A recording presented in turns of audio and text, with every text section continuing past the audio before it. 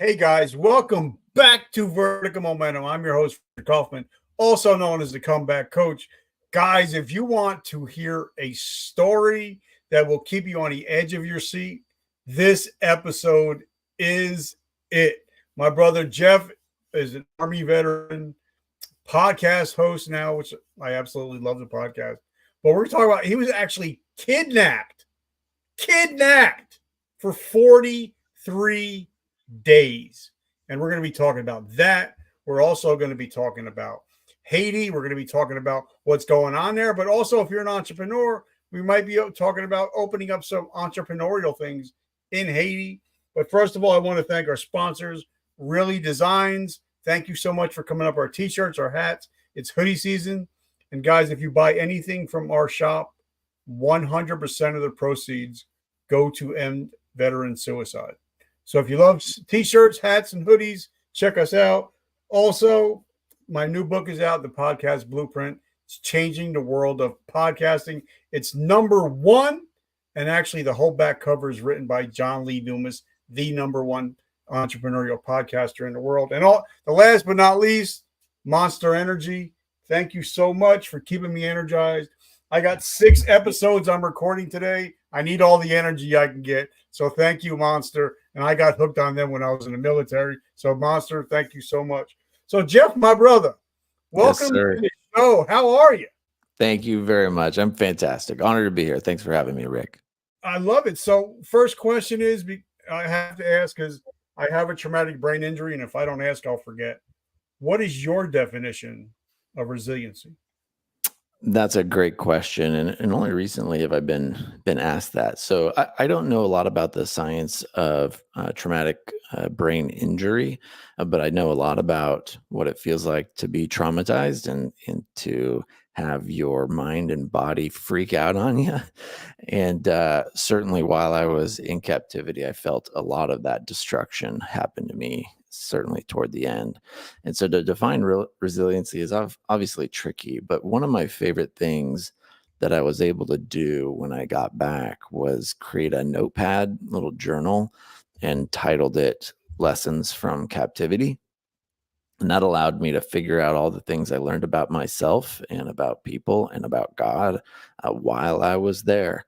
And so while I couldn't control much of what was around me, I could certainly control what I got out of it after the fact. So if I define resiliency, it probably has something to do with all the pretty common tropes around learning from mistakes, right? Learning from hard things that happen to you, learning from just stupid stuff that makes you miserable. I'm sure you as a veteran had many terrible things, sometimes just silly bad news that came from your squad leader or whatnot. You don't have control of it. In many cases you've lost your freedom, or at least given it up to the man, so to speak. But we can choose how we react, and I think that probably has something to do with my definition of resiliency. Sorry for the long-winded answer. No, that's a perfect answer. Yeah. So let's hop in the DeLorean. Let's go way back. Tell us a little bit about where you come from, where'd you grow up, a little bit about your military service, and then tell us about the amazing work that you're doing now in Haiti. That's really kind. So, everybody's got their sob story. Mine is, grew up in California, parents divorced when I was like 5 or 6. My mom remarried an abusive dude who unfortunately eventually killed her when I was 14 years old.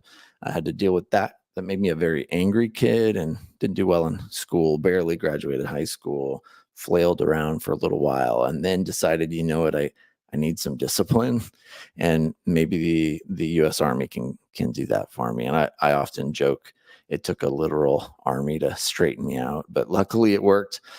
4 years, I did 97 to 01, and by the time I got out, I had a bit more focus and discipline and adulting in me to dedicate to my career. So I jumped right into tech. I didn't go to school. I did a little bit of school in the Army. They would send professors out to us in Bosnia. I remember one of our professors in a flak jacket and a Kevlar in a bunker with me. I thought that was a super cool way to learn. But by the time I got out of the Army, I wanted to hit the gas on my career. And so I just jumped in, Started as a graphic designer making websites, and then eventually turned my employer into my first customer. And so we started making websites of our own. That was in 2005, maybe '03, somewhere in there. And by the time I retired in 2018, we had changed that a number of different ways. But I sold that company in 2019, retired, and then started dedicating my life to humanitarian work, specifically in Haiti. All right, so let's go back because as you see, I'm writing stuff down because if I don't write it Sure. down, I'm gonna forget. So take us back because I know, I've talked with a lot of people that have dealt with grief. 14 years old, losing a parent. Um, Yeah. a lot of people can, like for me, I went the wild child route, and I went the drug and um, I closed in myself, and I became a voracious reader. That was my solace. So I can get away from. So at the age of 14, dealing with all this trauma, did you have a solace? Was there something that you ran to that helped you through those hard times? I didn't, at least not a healthy way. Most of mine came out in angry ways. I was cruel to my father, my biological father, and my stepmother, who I was living with at the time. I was kicked out of my house several times because of my stupidity and cruelty to them, and just blatant disrespect. I just didn't know how to point my feelings at anything, right? Instead, I just kind of pointed it at everything. I ended up finally getting kicked out. I had graduated high school, but I was still 17 years old. I was living out of a garage I was renting for a while, and just did that kind of stupid life for a while, and just didn't know what I was feeling, didn't know anything about it or how to deal with it. I needed serious therapy, but no one could make me go. Just one of those kind of things I just had to figure out when I was ready to start paying attention and healing on my own. It might sound silly, but I discovered the Tony Robbins CDs when I was probably 18 and a half. And I knew that that was going to be important for me to understand what was going on, why I was so self-destructive, and ended up being a massive unlock for me. I just swallowed those CDs, just listened to them over and over and over again. And Yeah. the truths taught therein were really my mantra over the following 4 years while I was in the Army, and really getting the most I could out of the adversity that the Army thrusts upon you. No, and I love it. I love Unwaking the Giant Within. I've had Tony's guys, and I've had Tony on the show, so I love me some Tony Robbins. So, but tell me your recruiting story because everybody has a recruiting story, and they're all different. So, what was it like going from a wild child stepping into the recruiter's office? Because you could have went Navy, Air Force, Marines, Coast Guard. Why Army? Yeah, that's a good question. So I wanted to not join the military. I wanted to just have my own self-discipline and grow up and do the regular kid thing and go to college and be successful, regular route.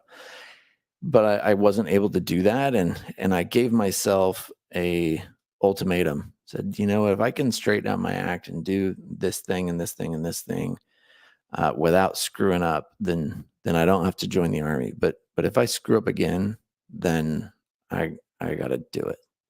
So I gave myself one more chance, and I failed, and I was shipped off, I think 3 or 4 days later. And so that's kind of the lead up. But I walked into the offices. They had all of the armed forces together. Every branch was in the same. It was like in a mall in Utah, of all places. I had kind of run away from home to Utah. I had some friends up there, so that's where I was.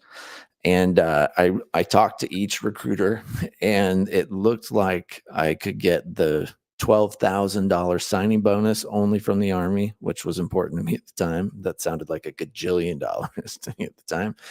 And I remember telling the recruiter, I just want to be a superhero. I want to be like the dudes on TV, and he sold me that being an infantryman was the only way that I could do that. And he sold it better than the rest of them. And I think all of us who are vets will chuckle at that whole exchange. But anyway, that was my experience. I just wanted to be a superhero. So you became an 11 Bravo, correct? 11 Now, Charlie, actually. okay. Yeah, Now, Mortimer. did you have, because most people that join the military, they might want to make it a career. Did you know, hey, I'm going to do 4 years and I'm out of here?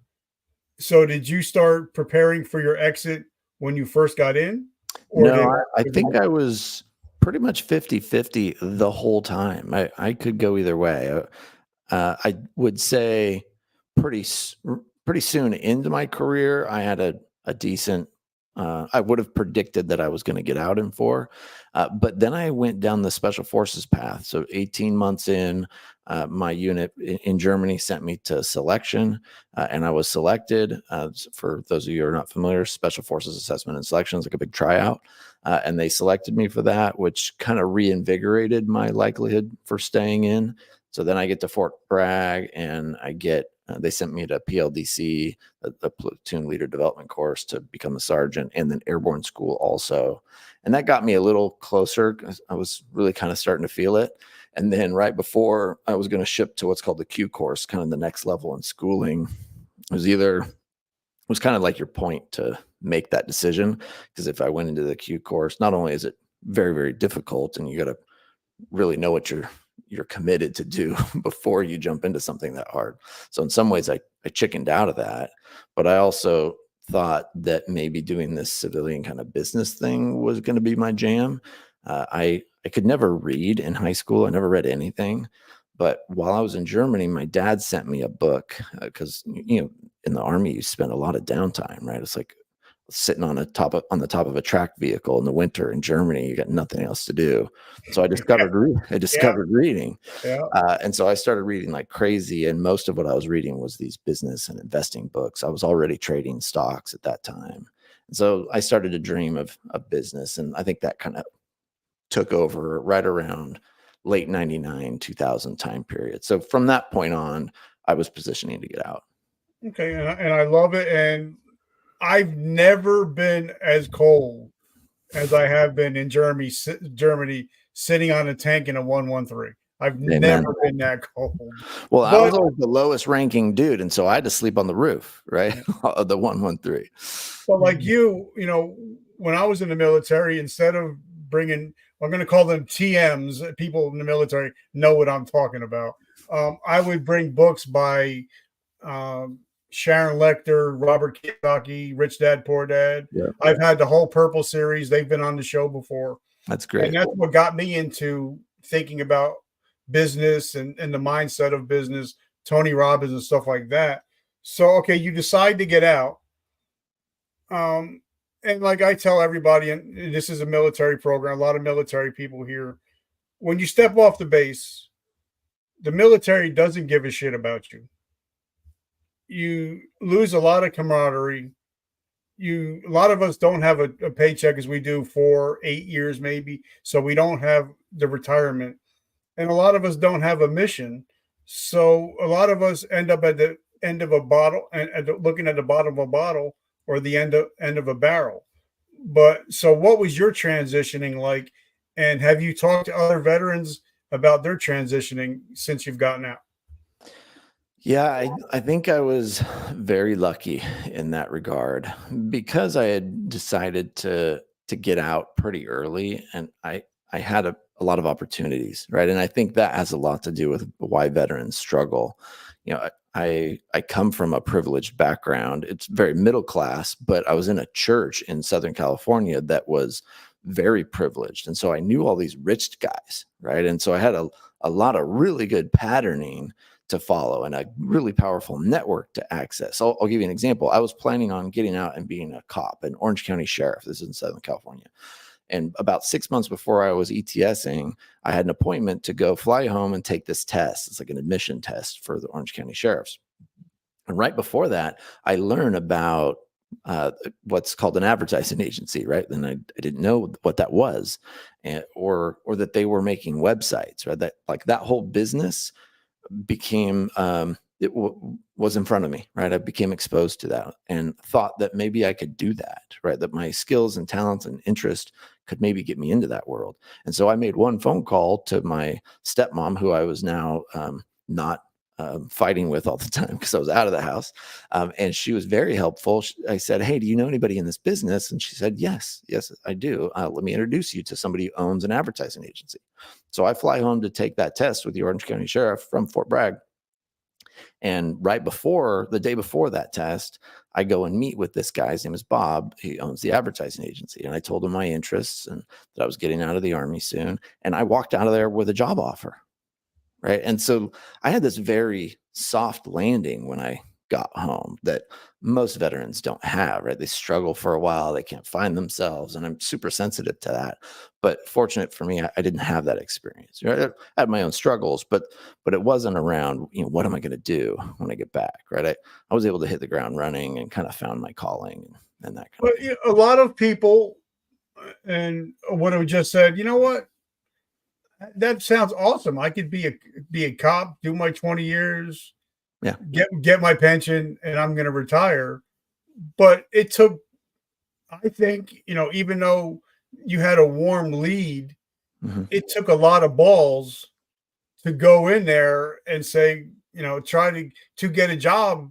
So, and a lot of us, back then, you said you didn't have any real formal training. Yeah. So you had to sell something to this gentleman to get hired. So what was that like? Were you just in there like, hey, like for me, my first job with GNC, I was like, hey, I don't know anything. I know a little bit, but I don't know much. Show me and teach me. I'll do whatever you want me to do. And I'm willing to learn. I don't have the skills now, but I will have the skills. So what was the Yeah. conversation like between you and Bob? Yeah, that's a good question. So I did kind of overstate that because some of that was in there. So when I show up to that appointment, I didn't walk out with a job offer. I walked out with an internship offer that was unpaid. So he said, you can come in and you can work for nothing. And if you're any good, we'll hire you at, I think it was going to be $9 an hour. This is in 2001. Right. And that's what happened. So I worked for, I want to say 3 months with no pay. And luckily I had saved up some money to live on. And then at nights I was a personal trainer at 24-hour fitness, a gym down there.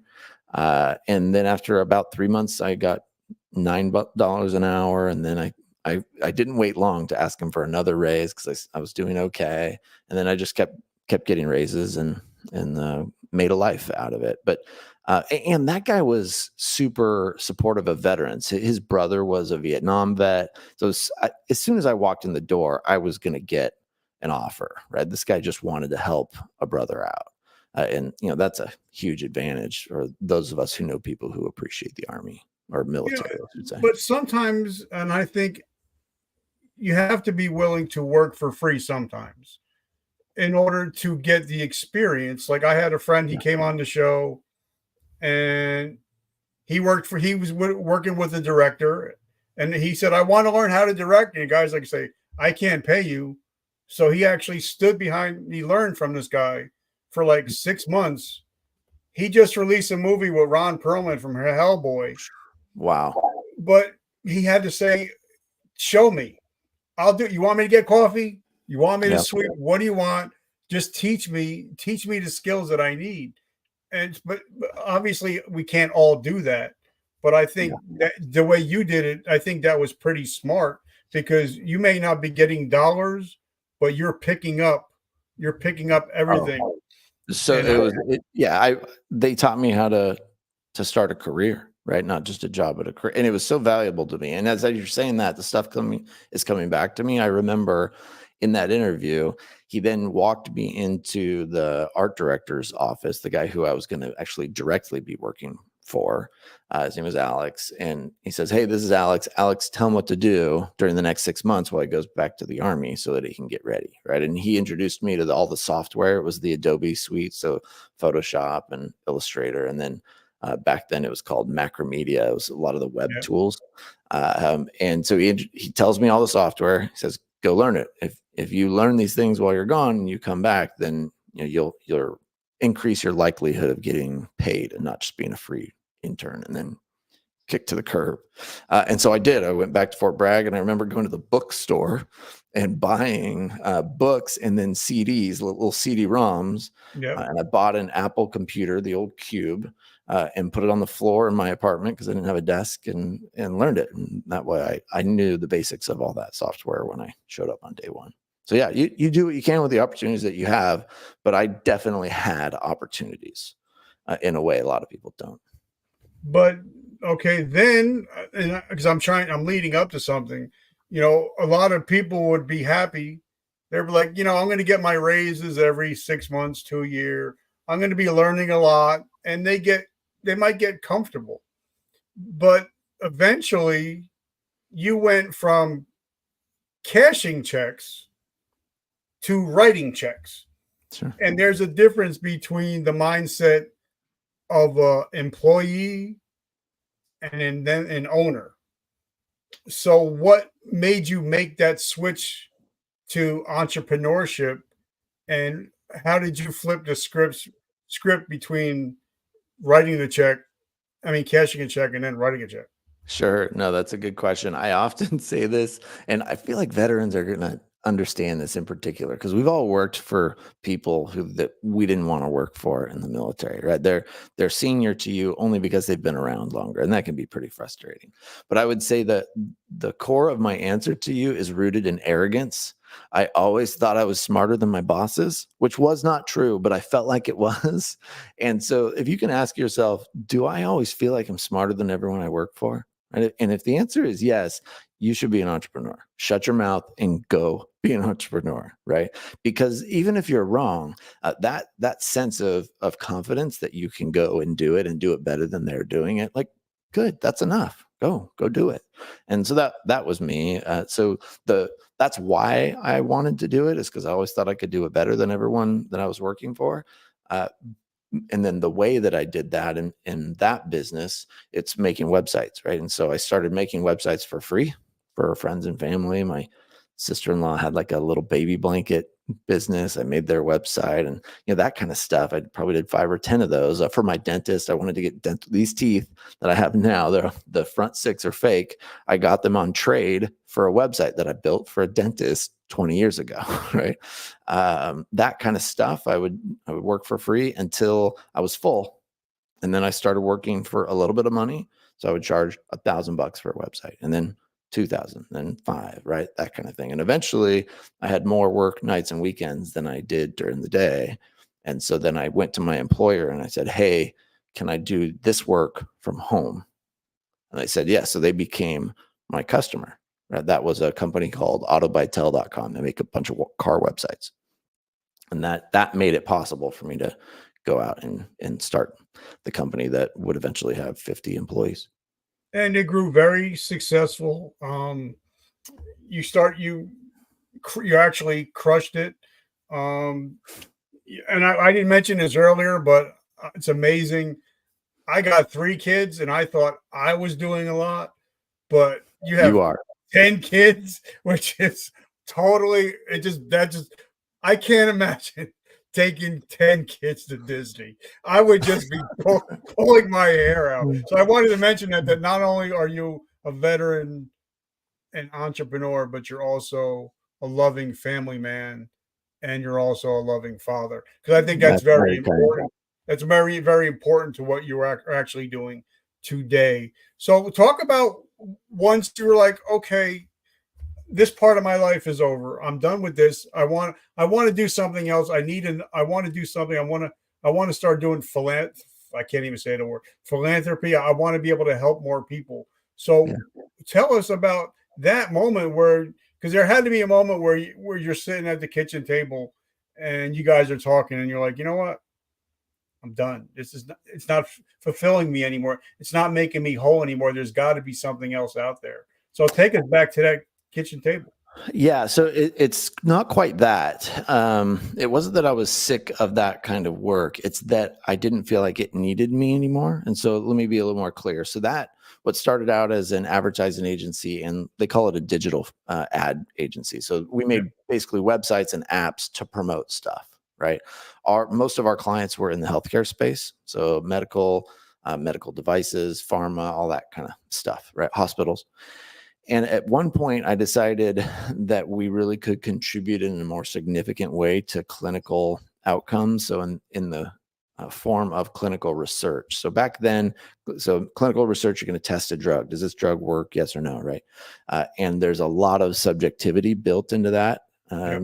that world. Certainly back in 2015, 2015, when we were looking at this space.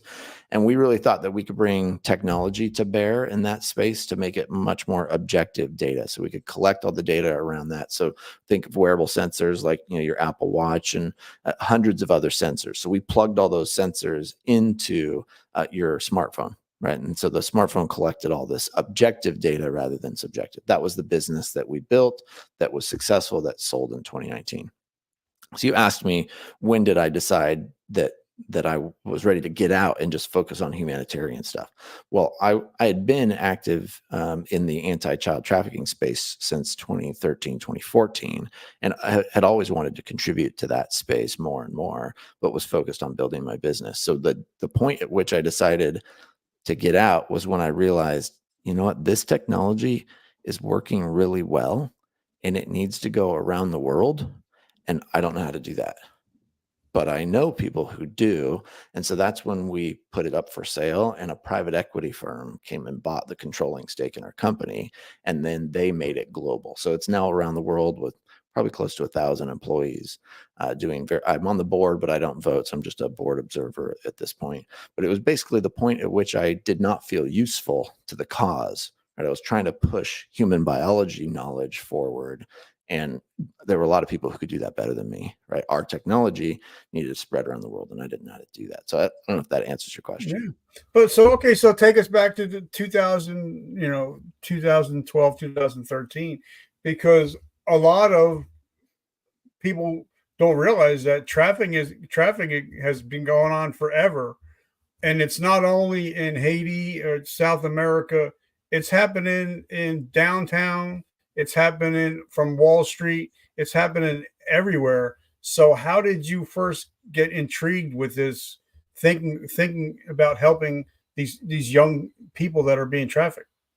So, like I said, back 2013, 2014, I became familiar with an organization called Operation Underground Railroad that's now called Our Rescue. And my wife and I went through what I call the puke phase, right? Where you learn that child sex trafficking is a real thing, Yeah. that it's pervasive, that it's down the street, right? All that kind of stuff. And I remember just being in a daze for a while, just like, this cannot be real. And the night that I learned, I was just pacing. It was in my sister-in-law's house. I was just pacing back and forth all night. I think it was the night of the Super Bowl. But we basically decided after a couple of weeks that, we need to get to work, right? We need to contribute somehow. And at that point, I was broke. We were still building our company, but I could dedicate my time. And so we started building their websites pro bono, right? We just took them on as a pro bono client. And we built their first handful of websites and all their marketing stuff for a while. And so that was our initial exposure to child trafficking.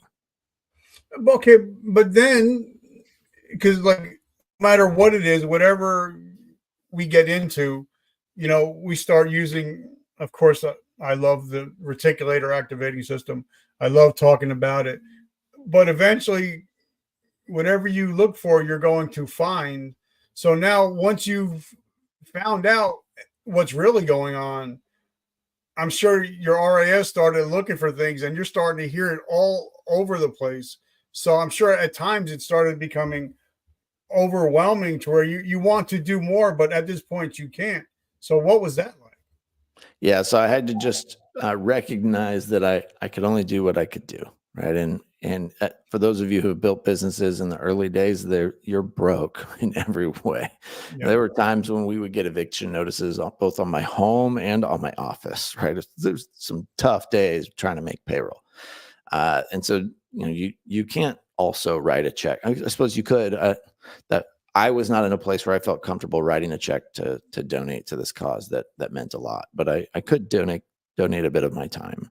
And so that's what we did. And that was the only way that I could feel like, okay, at least I'm in the fight, right? And then, of course, uh, try to raise awareness as best you can and use your social voice as best you can. Those kinds of things is that's probably part of your resilience question from before. Is we have to be okay with the contribution that we're capable of.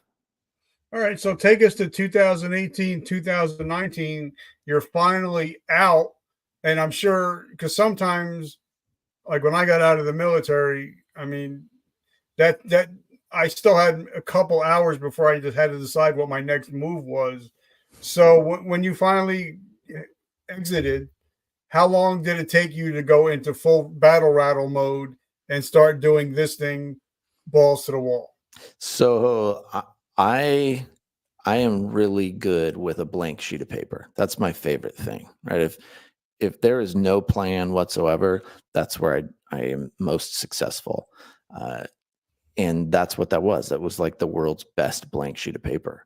And while I already had my eyes set on Haiti, so by the time our transaction was finished, we had already moved to our family from California to here in South Florida, so I could be close to Haiti and start traveling there a couple times a month.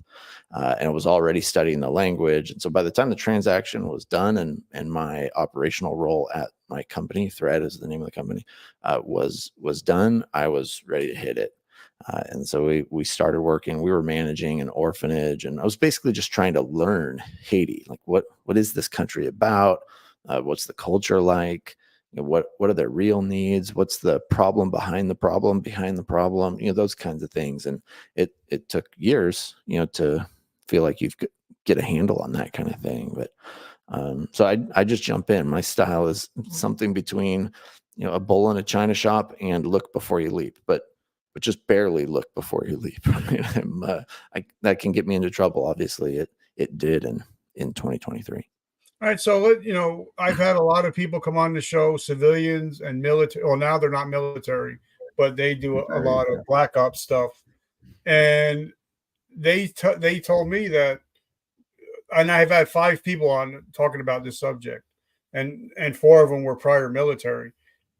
They said they couldn't believe that humans were are used as a commodity, and like my one friend, he's a former SF guy, and he started helping out, and he's like he couldn't believe the first time he seen men picking out kids like they're picking out a watch, and the children, and not just children, but females and males in a lot of countries, they're just commodities. What was that like actually seeing it for the, because sometimes you hear about it, but when you see it and experience it for the first time, what was that like? It's rough. The objectification of humans is a jarring thing when you've existed in humanity. So if your world acknowledges people as individuals with value, and then you go to a place where that's not the case, it's quite jarring. I remember the first trip where I came back to the Miami airport and my wife picked me up, and that was the trip where it was the most like that, right? I was most intensely exposed to that kind of horror. Uh, and I remember getting into the car at the airport. She picked me up, and I just broke down bawling. And she's like, "What is it? What's going on?" And I wasn't ready to make words around it, but it was so upsetting to my soul that it wanted to come out and loud. Yeah, no, it's an appalling thing to see, and can either break you and make you want to turn away, or you suck it up and you try to get to work in rescuing somebody or somebody's. And luckily, I was blessed with the strength to be willing to contribute. That was my next question, because like this gentleman that I talked to now, he was a special forces operator for 25 years, and he said he felt more PTS just by that one interaction than the whole time that he was in the military. And he Mhm. said, but it made him think, okay, now I've seen it, I've experienced it. It's time to start changing this, because he said it gave him that more of that push, that kick out the door. And Yeah. instead of saying, you know what, I can't handle this. So is that what happened to you? It gave you more of a push once you got through it? I think, I mean, I was pretty motivated before that. I think it gives you something a little more visceral to point at and recent, right? To point at. We are all built with a decay feature, meaning we forget the terrible that we've seen or know about, right? So having anything that reminds us of our why like that, I think has value, and that one certainly does, and has, and as have many other experiences of similar levels of trauma where you're exposed to that lack of humanity. So now, after that event, obviously we always talk about OPSEC and all that stuff, but I know if I had a lot of traumatic events, sometimes when I'm just standing in a corner and I'm watching my family and my kids, I'm like, God has blessed me so much. And I just break down and cry just because I know what other people are going through Mm. in other countries. Have you ever just sat there and watched your family and you think, God, thank you. Thank you so much for my children and my family. Others don't have this, or somebody's going to lose a child today. Yeah, absolutely. It makes you supremely grateful. We have 3 adopted Haitian children, and they just got here 5 months ago. And so my 7 older biological children uh, have, for the last few years, as we've been working for my Haitian children arriving here, have been able to have their hearts and eyes toward Haiti along with me, knowing that their siblings are on their way. And that they're struggling with terrible things. That so my Haitian children were dealing with bullets flying the days leading up to us getting a helicopter down there to fly them out of Haiti to get them to the DR and then to Miami. Like that whole absolutely insane drama. My children had a front row seat. My American children had a front row seat to their Haitian siblings barely making it out alive. Right, they saw their people they know shot and killed in front of them. They're just absolutely miserable realities that they're going to be dealing with for a very long time. So you asked me if I'm grateful for the safety of my family. Absolutely. And I'm also grateful for the perspective that we have, knowing the realities that happen outside this country. And of course, that makes me a ridiculous patriot because I absolutely love my country. Me too. So, I've talked to friends. I've had people on the show. They've done 4, 5, 10 years in a jail, whether it's in America or whether it's another country. And when people say, "Oh, I went to jail in America," and I've talked to people that have been in Haitian jails, I've talked to people that have been held captive. It's a totally different world than what people say when, "Oh, I went to jail," but yeah, but did you go to jail here? Like if you go to jail in Mexico, oh my God, it's a whole different world. So talk to us about what happened to you, not for 1 year, 2 years, 3 years. What happened for you? How did you go to jail? Not jail, but how did you become captive? And how did you keep your mind right this whole time you were in captivity? Well, I'll start by saying I didn't keep my mind right. So the how was I was down in Haiti doing a food distribution mission. We had about 300,000 pounds of food we were trying to give out, and in order to get to the people we needed to go through enemy lines, so to speak, this gang territory. It's called Martisson. It's just west of Port-au-Prince.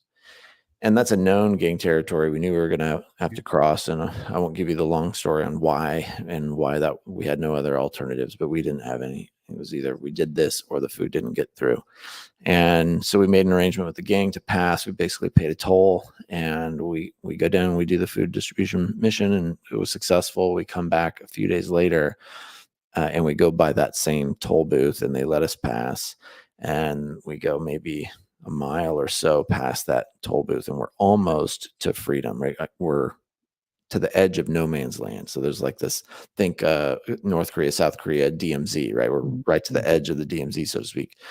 And motorcycles surround our truck that we're in, and they took us. And I was put in a cell. It was a concrete room with bars for 43 days. And I'm trying to think about it because I think when you're alone, um, and obviously they weren't nice. I'm sure they weren't saying, "Oh, Mr. Jeff, what can I get you? Can I get you some?" I'm sure they weren't the nicest people. And then there's probably times when you thought, "I may never get out of here again. I may never make it home." Yeah. So, what was it like? Because when a lot of people don't realize, once any door gets locked behind you, the pucker factor goes up, and now you're like, "Oh shit!" So, what was that like the first time when they actually threw you in the cell and locked the door? What So went through?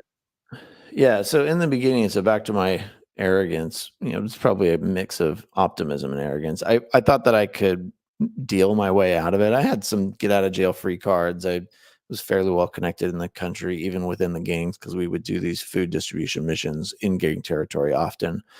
So I was hopeful that I could negotiate my way out in fairly quick fashion. I learned by like day 3 or 5 that was errant, and none of those get out of jail free cards were going to work. But so in that regard, I had a fairly soft landing. But anytime somebody's waving a gun in your face and threatening to kill you, it's hard to deal with that. And then by day 28, my negotiation team, led by my wife, we had a failed ransom attempt. So they had paid a ransom, and I thought I was going to be set free, and then they didn't let me go. And I thought that was a reasonable possibility that they wouldn't let me go. So I'd already prepared an escape plan, that once they didn't let me go, I escaped, and only made it about a mile or so, mile and a half, for about 8 to 10 hours. And then I was back in my cell the next morning. And then the real terrible began, because they wanted to make it clear they were not pleased with that. So I was put into a new cell, and eventually that was solitary. So when I was initially taken, there was about 13 people in 2 different rooms. And then by day 35, the last other person went home. So I was by myself from day 35 to 43. And that's when your brain really does a number on you. Now, because a lot of times I know in my weakest moments, I just turn to God, and sometimes I don't have a big prayer. I just say, "Help." I think that sometimes the greatest prayer is just help.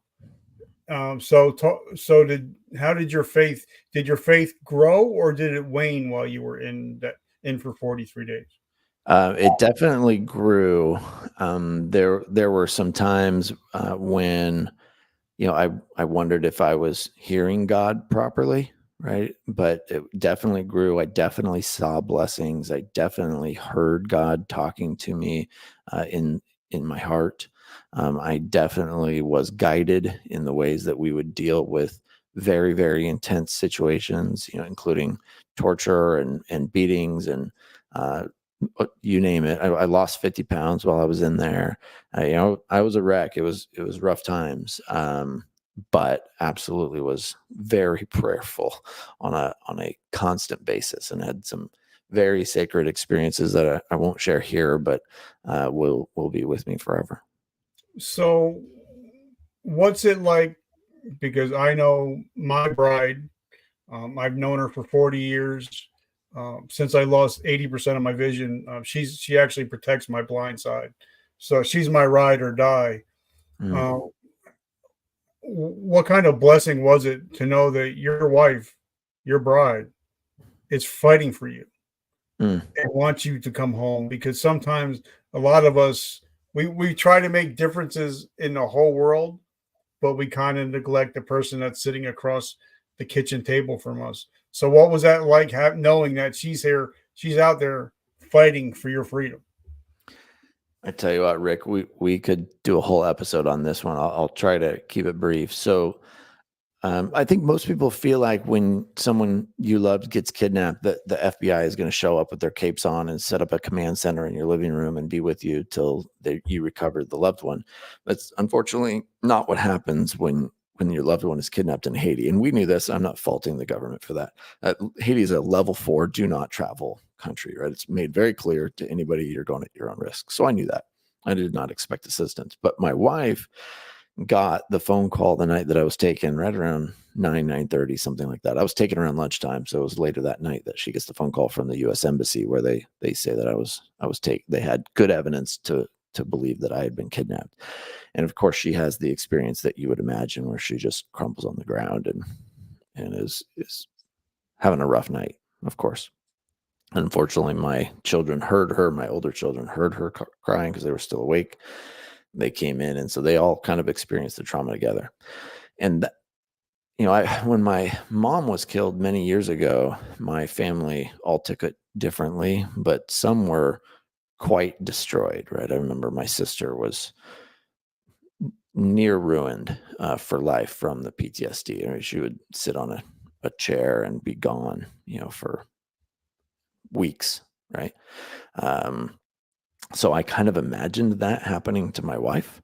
And my wife is a strong woman. I married her because of how I was attracted to her power. Right? She's she's awesome. Right? She's clearly very stately and classy and powerful woman, and everyone appreciates that about her. But this is something different, right? Having your husband kidnapped and then having to respond to that in some way. And so I didn't really know what was going on back home. I only spoke to her on like day 3 and 5, somewhere in there. I get my phone and I talk to her, and neither of us can barely speak at that time because we're both so emotional and frightened, both of us. And I'm trying to be strong for her. I'm not doing it very well. And anyway, it's bad. So then between that point and day maybe 32, 33, something like that, I don't talk to her again. I talk to other people in the US, negotiators and that kind of thing, but I don't talk to her. And so I'm imagining the worst. And what anybody in this situation would tell you, any of the other captives would tell you, the worst thing about being captive is imagining what's going on at home and what they're going through. Because even you do have horrific days, but you have days where you're just fine, right? Like you don't see the captors that day. They're off at battle, or there's gunfire every day, all day, throughout the day, right? And so they're gone, a lot. And those could be good days, right? Where you're not being tortured, right? And you get food that day, and you got a shipment of bags of water. So anyway, you have good days, but your loved one is imagining that they're all terrible days, right? They imagine the worst, right? And of course, we do that same thing about our loved ones. So I'm imagining she's a wreck every day, and I come to find out in reality, she is having a very, very hard time every day. But what I learn on day 32-ish, when I get to talk to her again on the phone, my worst fears was that she had crumbled, right? And the opposite was true. She had become this superpower. She was, I was trying to get information out of her. I was telling her the things that I was going to do, and then we'll do that. I was leading, right? That's my standard kind of default setting. And she cut me right off. She's like, "No, Jeff, here's what we're going to do. Right? And you're going to listen to me. And I need this information out of you, and I need it now."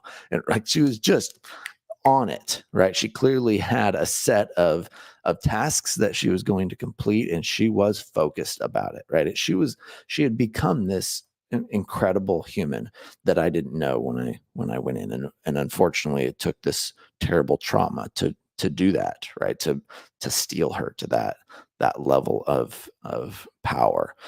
But when I got off that phone call, I walked around on cloud 9 for 24 hours, just like so pumped that my wife had not become the puddle I feared she might become, during that period of time. It was spectacular.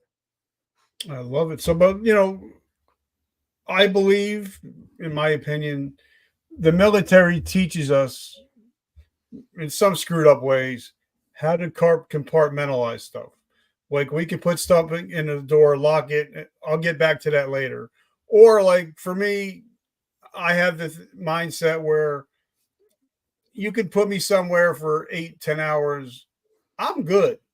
I know my mindset is I went through this shit on guard duty where for I could just go somewhere else mentally and not be there.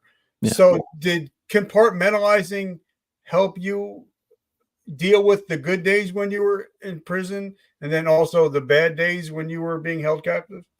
Yeah, there was definitely points in time where you had to distract yourself. We got good at telling stories, so to the other captives, and that was a good time killer. Some true, some just being silly, and then preparing for escape was a good distraction. It was a good healthy direction of your efforts. I don't know if you've been to those episodes on the podcast yet, but we talked that out pretty thoroughly around escape planning. But that's a really important distraction. Toward the end, when I was really struggling, I would, when I was by myself, I would pace around my room. It was 12 meters. I had stepped it out. It was a 12-meter lap, and I would walk a couple of miles a day. 10 laps one direction, 10 laps the other direction, because you would get dizzy, right, if you kept going the same direction. And I would talk to my kids and out loud, and but obviously imaginary. And that was a great way to pass time, is to see how their day was going. And that whole kind of play pretend was super therapeutic for me. So talk to us about day 43. So talk to us about that and how that all unfurled without giving away OPSEC, obviously. Yeah. So luckily, my team, being as smart as they weren't willing to do the same thing they had done the first time, expecting a different result. So, as I mentioned, it was a failed ransom attempt. The normal modality is that your courier brings the cash in to a place. It was actually almost exactly the same spot I was taken. Is I'm up on a hill, and that place is down on the main kind of thoroughfare closer to the water. And your courier comes in, brings the cash, gives it to the gang. The gang goes back up the hill, counts the money, and decides whether or not they're going to bring you back down and give you to the courier. Right? That's the normal mode. Last time that didn't go very well, so my team said, "Okay, now we're going to do a live exchange or nothing." Right? And that took them from day 28 till day 43 to agree to this, and finally they agree. So we're going to do a live exchange. So that means they're going to bring me down the hill to meet with the courier at the same time. And I won't tell you the long version. If you want there's a hour-long version of that, because it went absolutely sideways, and I thought most of the time that I was not going to get out, and that I was either going to go back up the hill or be killed. But luckily, I eventually ended up on the back of the motorcycle, and they start taking me out of gang territory. I get into that no man's land, that DMZ area that I mentioned. And we get to another truck. They put me in that truck, and we drive in that truck for another mile or so. And then we get surrounded by motorcycles again. And I think for sure I'm getting kidnapped again. And so I look at the driver, and I'm about to attack the driver, right? Because I'm upset, right? And my mind's not right. Like, you better start talking fast, right? I'm saying this in Creole, Haitian Creole. He's like, no, these are cops. These are plainclothes cops that are surprised. They're going to escort us back to the hotel. Like, you better be right. Right. And luckily they do. And they escort us to the Marriott Hotel, and the gates close behind us. And I walk out the truck, and I thought I was okay. But as soon as those gates closed, my whole body just let go, and I could barely stand up. My legs just gave out, and I started breathing like a nut job and crying. And they put me into the ambulance for a while. They wanted to give me the phone to talk to my team, and I was like, no, like, I'm having a moment. Give me a sec, But I was free. So obviously, I'm sure they had to take care of you medically, especially since you dropped 50 pounds. Yeah. I'm sure they probably dropped a couple IVs in you just to get your fluids back up. And um, so, talk to us about your first call to freedom, your first person, your first time you talked to your bride. Yeah, so they end up taking pictures instead of a phone call to give kind of proof of life, right? Because my wife's obviously freaking out and demanding proof of life that I was actually free. And you should see that first picture that they sent. It's not a good one. Right? I'm basically curled up in the ambulance like an animal. But maybe 30 minutes later, I'm standing up and I walk out. This is at the Marriott. I walk out by the pool, kind of by myself on one of the FBI guys' phones, and was able to tell my wife that the nightmare was over and I was free. And I I said it. I bet it was hard to understand what the words were that I was saying, but it was incredibly thrilling to say that and to tell her that the nightmare was over. I think she was at my daughter's graduation at that time, or just like right after it. That was May 23rd or 24th, May 24th of 2023, and so my kids' graduations were right around there. But anyway, that was that phone call. It was wonderful. So take us back to the day where you finally darken your door and you walk into your own home and your family. Yeah. So my wife wisely, at the counsel of many experts, said, "Don't bring him home, right away."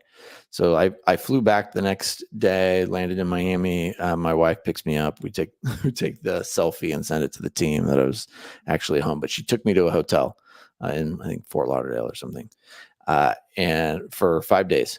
And she basically said, "Hey, we're going to give you a beat to go through shock and all that." And I needed it. I mean, I was a nutcase for a while. I looked weird. If you look at the photos, I mean, obviously I look very pale and hungry, and, big beard and long hair and all that at that time.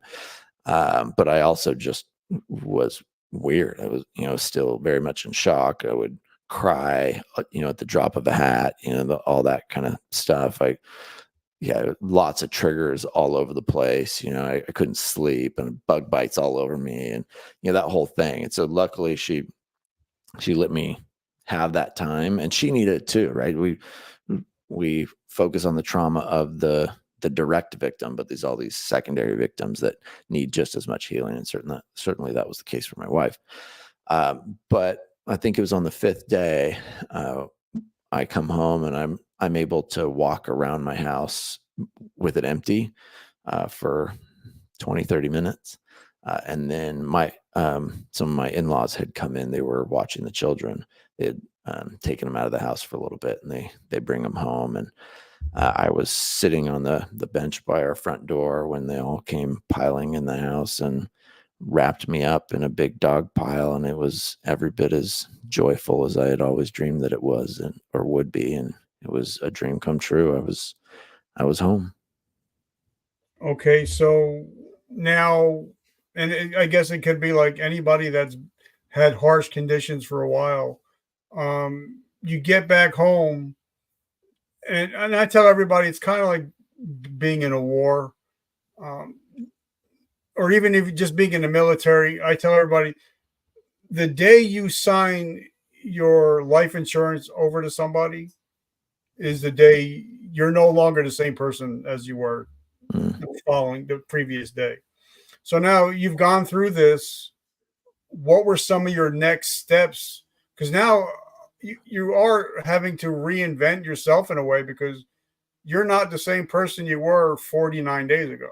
Yep. You're a different person. Absolutely. So how did you go about reinventing and reimagining your new life and your new normal? I focused mostly on the healing and reconnecting. My wife was by far my best healing tool.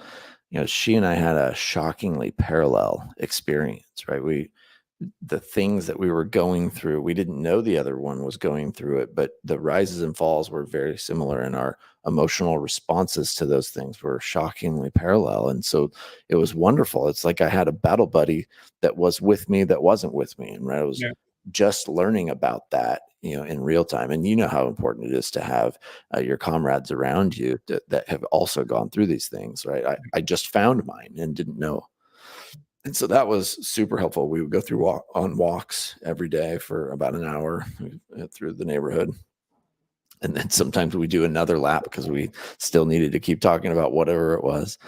So that was a big focus. We had a therapist from the FBI if this tells you how prevalent the issue is, this woman specialized in kidnappings from Haiti. That was her specialty. She was actually a Haitian woman herself. And so she was hugely valuable as a therapist to give us the tools to understand our trauma and how to heal properly from those. And so we just focused heavily on that. And luckily, my family gave me a lot of grace, right? I was getting triggered a lot, and that would create irrational responses out of me from stuff, right? Or you'd hear that stress in my voice, and I would just need to go away for a little while or something like that. But everybody gave me a lot of grace, and luckily I was able to heal functionally pretty quickly. So now it's 16, 17 months later. Obviously, you don't have the long hair, the big beard. If people would see you now, they wouldn't realize that Jeff has been through all this shit. So now you have an amazing podcast. Like I said, I've actually binged listened to almost. I got 2 episodes left. I've binge listened to everything that you've been doing, and I'm following you everywhere. So where did starting a podcast? Where did that come from? Because that if I went through all that, I don't know if I'd be able to think about. Okay, I'm going to start a podcast about this. Yeah. Not about this, but just about what you're doing in general. Well, thank you. Thank you for spending the time listening to the podcast. I love it. It is very therapeutic to me when I hear about people binging the podcast. And luckily I get to hear that a lot. So it started with when we got back thinking, hey, how do we help the people of Haiti using this stupid thing that just happened to us? Right? How do we make it not just stupid? And people wanted to hear our story. We were always asked to tell our story. It was never in the news for security reasons. Luckily, the reporters that heard about it called my wife first and said, hey, are you okay with this? Or didn't call and just made the choice on their own to keep it quiet. And that's hugely valuable in those situations. As soon as you go public, it gets worse for you with the gang, because all of a sudden they think they have a bigger catch because of that and more leverage.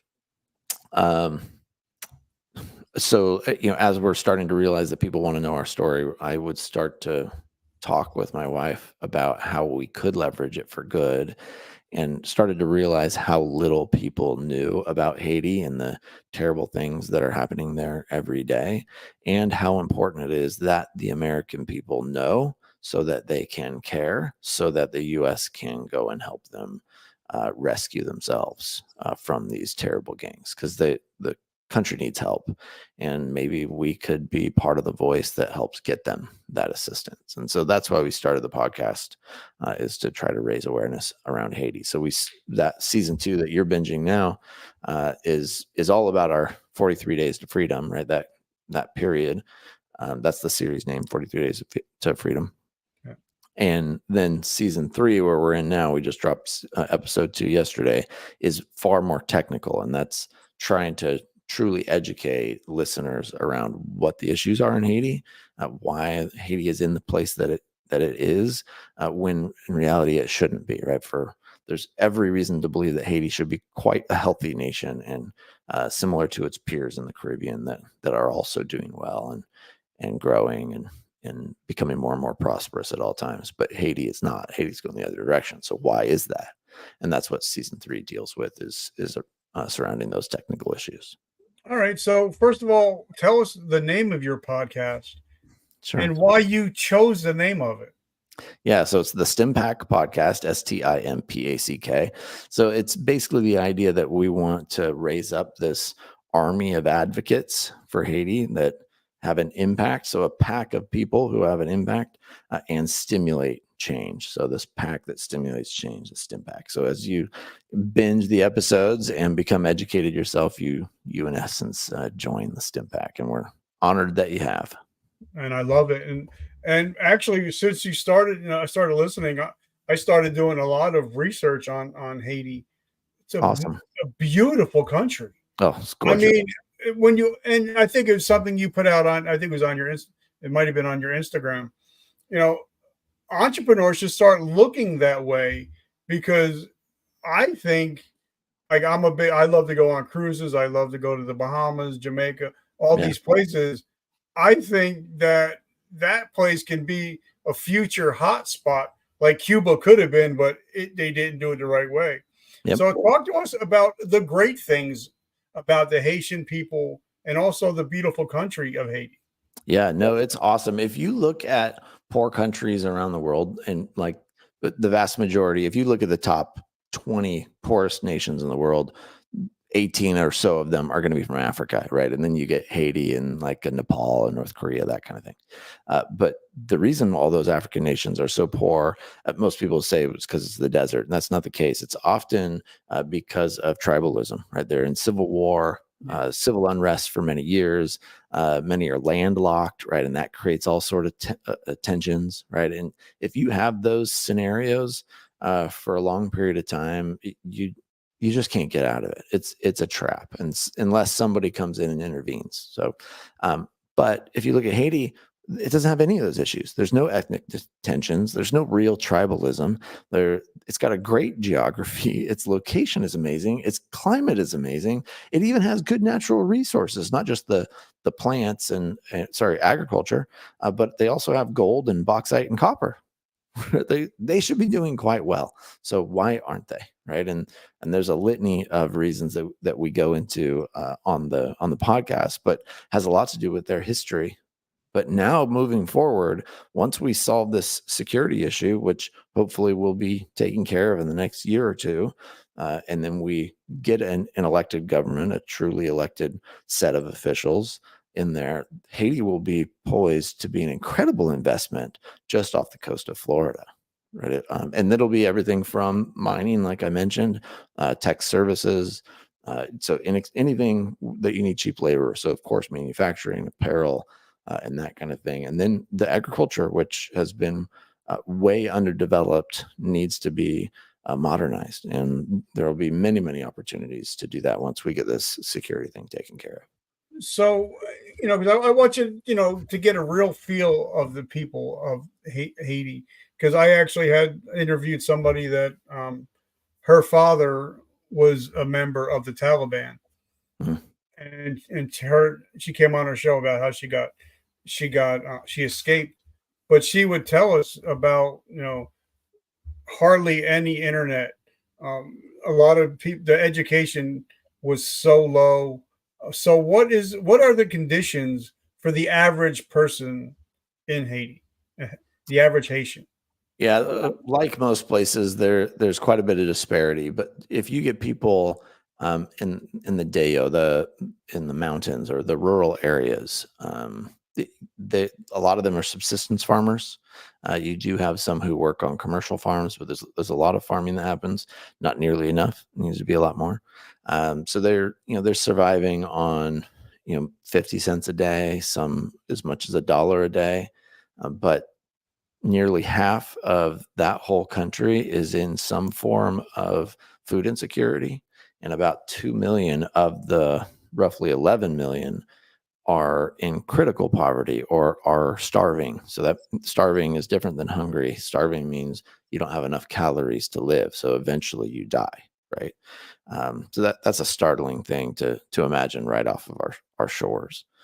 So that's most people. Certainly, anyone within I should say most people, most areas. Certainly within gang controlled areas, which is about 80% of Port-au-Prince now is gang controlled.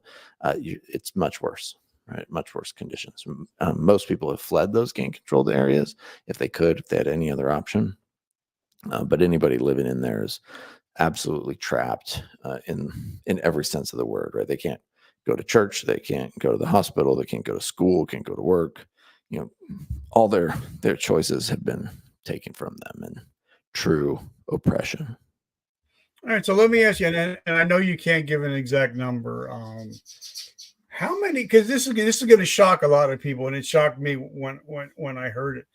How many people are actually being trafficked every year out of this country? So how do we define traffic? So we can talk about all kinds of different definitions for that. Probably the more concerning number for me is how many children in Haiti are abandoned. And so that's somewhere between 200 and 800,000 children. So the reason for the big gap in number is your definition, right? What definition do you use for an abandoned child, right? Is it, a kid who was dropped on the street, or is it a kid who left home because he wasn't getting the food he needed at home, right? It can be any of those. Regardless, they're not being taken care of, right? So they're either in an orphanage, or they're on the street, or worse, they're being sex trafficked, or there's this thing that in Haiti called Restavec. It's French for stay with. It's an old cultural dynamic that used to be a lot more okay, where imagine you're in rural Haiti, you don't have any money for your child, you send your son or daughter to go hang out with Aunt Edna in the city, and live with them, and you have to do chores around the house, but they send you to school during the day, and so you're hoping for a better life, and so you go live in the city. That's called Restavec. But you can imagine over time that evolves into the most disgusting thing you can imagine, where you've given your hungry child away to some random family in the city, and bad things happen to that child. And so that is a huge issue in Haiti, I believe, more than anywhere else in the world. Those Restavec children are essentially just trafficked children, both for labor and, unfortunately, sex trafficking as well. So now, what are you doing now? Now that it's 17 months later, what do you have on your plate, and how can we, besides following your amazing podcast, how can we help support your mission of helping these poor souls? Thank you for asking. So, the best thing you can do right now is get educated. And that's why my podcast is focused on doing that, because we are organizing this army of advocates to have a sufficient amount of foundationary knowledge of Haiti and its dynamics and relationships with the outside world, that all your audience can join me in pressing on the right levers, pulling on the right levers at the right time. So, for example, 2 days ago, there was a vote at the UN for a very important security support mission to Haiti. At that point, I would have said, "Hey, army of advocates, go to your local legislator, senator, or congressman or woman, and make sure that they're supporting this in the UN, and that the nations of the UN are excited to vote for this, and all of our efforts from the State Department are focused on that, and that's what we want, and give them what they want." So I would have pressed on that lever. But that changes on a day-to-day basis. Even a few days before that, I would have asked for your support for a larger UN security mission for Haiti also. So those kinds of things change. And then a few weeks before that, there was a particular piece of legislation that helps Haiti businesses be in better, Haitian-based businesses be in better financial trade status with the U.S. and Canada, right? Anyway, I won't go into the details, but it changes, right? And so getting educated and joining the STIMPACK is a really important thing for us, so that you can be an educated member of the crew, so that as things change, you can crank on the right dials and levers to show influence. And sometimes that can be way more important than writing a check. Now, is there a website or is there social medias that you guys are on that we can find you guys? Yeah, so start with stimpack.org. That's STIMPACK.org, and you'll get all the links that you need there. Go up to the socials, subscribe to the podcast, YouTube channel, Instagram. You'll get all those links from there. But we'd love to stay in touch and begin to educate you and get you joined up into the crew. All right, now, so this is a teaching podcast, and at the end of every episode, I ask my guests for three things. So the three things I'm going to ask is, like I said, a lot of people think, trafficking is just other countries. It's not happening here. And we all know what's going on with a certain rapper. We're not going to talk about that. So what are three pieces of advice you can tell our audience that would be able to help our kids be safe, especially me being a father of three? I'm always concerned about it. I'm always on a swivel. So what would be your top three pieces of advice to help parents keep their kids safe? Yeah, I would start with the phones. As soon as you're ready for your son or daughter to stop being a child, hand them a phone. If you're ready for them to be an adult and have access to the world and have the phone become the most important thing in their world, hand them a phone, right? Because as soon as you do, you give them a phone and internet connection, that will become the center of their world. They will be way more interested in that than anything you have to offer, right? So you decide wisely when you think it's time to do that. And even when you do that, and you can hear in my voice that I'm begging you not to do that until they're quite a bit older.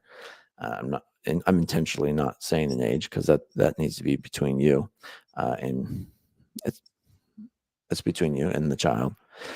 But once you do that, you need to have parental controls in place. You need to understand every single person that they interact with, outside or through their phone that's outside of your home, right? So you need to either have everything on lockdown where they can't make friends, they can't create profiles, or you need to be reading those on a regular basis. But I think we all know you're not going to be doing that. So just lock them down, right? So that they can't have anybody from the outside world making contact with them. And then lastly, you need to make a habit of going through their phone. You need to see who they text. You need to know who they're texting, know who each person is. That you need to physically have seen and met these people in real life to make sure that they are who your child thinks they are. So, hey, who's Jimmy on your phone? Oh, Jimmy so-and-so that I met, blah, blah, blah, blah. If you don't know who Jimmy is, if you haven't seen Jimmy at school or at soccer or whatever, assume that he's a 50-year-old fat guy that's trying to get him, right? Until you know otherwise. Right? But it's that prevalent to where you have to presume these kinds of things in order to keep your children safe, even here in the U.S. I love it, brother. So that's normally the last question, but because it's you, I got one more question. Send it. It's about to get loud in here. Everybody's coming home from school, and when we go from 0 kids to 10 kids in the house, me and you are both kick up fast. We're both believers. Yeah. So if somebody's out there that is struggling with their faith, what can they do in the next 24 hours to finally find some peace? I think it's really important to start with what you know. There's a lot of reasons to not have faith, but you got to start with what you do know, right? Do you know there's a God, right? Do you know that? If that's true, then what else do you know, right? Do you know that he loves you, right? Do you know that he sent his son? Have you met Jesus Christ? Have you learned about him and his life and his teachings? Do you know any of those teachings to be true? Because if you start with what you know, then you have progress to move on to things that maybe you don't know yet and that you need to experiment with. Maybe you think Jesus Christ is the real deal and is worth following, but have you tried it?